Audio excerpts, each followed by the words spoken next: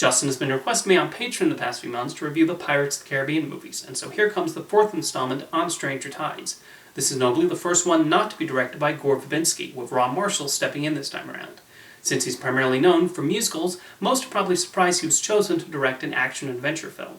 However, I find musicals and action films to be structured very similarly.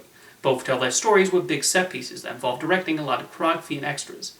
The songs and action sequences are also placed at specific points in the films and play key roles in moving the stories forward, whether it's introducing an important character or reaching a pivotal plot turn that changes the character's emotional state. The more dialogue-driven scenes also often exist as a way to get the characters from one musical number or action sequence to the next. So I don't think Ron Marshall was a strange choice for this kind of film, especially since the energy he brought to Chicago would be desirable in a Pirates of the Caribbean movie. His previous work also showed a skill directing films set in historical time periods. With all that said, none of Marshall's stamp is evident anywhere in On Stranger Tides. I'm surprised at how flat the direction is in this movie, although the biggest problem I have with the film is how boring it is. Very little of anything exciting or interesting happens throughout the movie, and the action scenes lack the zest required.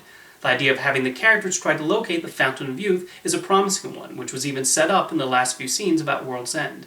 However, much like the previous two sequels, the story gets overly complicated as we follow the multiple characters on this quest. With this movie, Captain Jack Sparrow becomes the central character, and I do feel he grates here.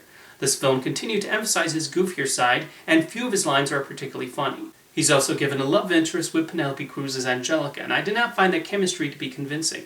Ian McShane plays the villain Blackbeard, and he certainly has the look of a pirate captain.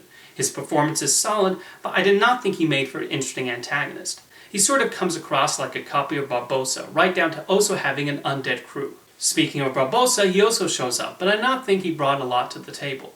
There's an attachment that forms between a missionary and a mermaid, but they were very one-dimensional, and the actors weren't given a lot to work with. I'm piling on this movie a lot, but there were some aspects I thought were well done.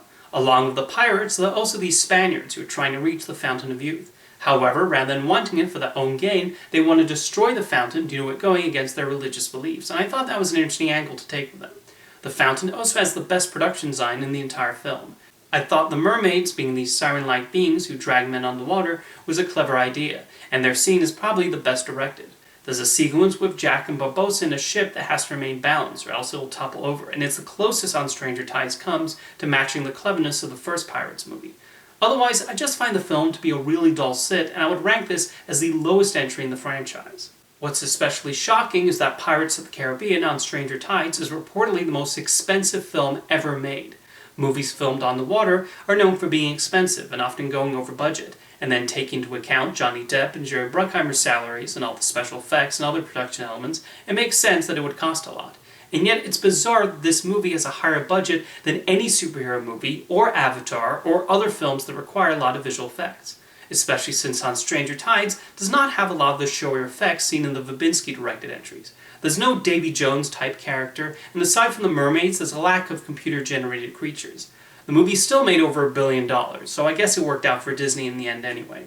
I actually already reviewed the fifth Pirates of the Caribbean movie, Dead Men Tell No Tales, so this marks the last film in the series I need to talk about. It's been quite the journey revisiting the first four movies in this blockbuster franchise, and it's been interesting seeing if they held up, even if I found most didn't. Now let me know in the comments what you think of Pirates of the Caribbean On Stranger Tides, or even the series as a whole, and thank you for the request, Justin.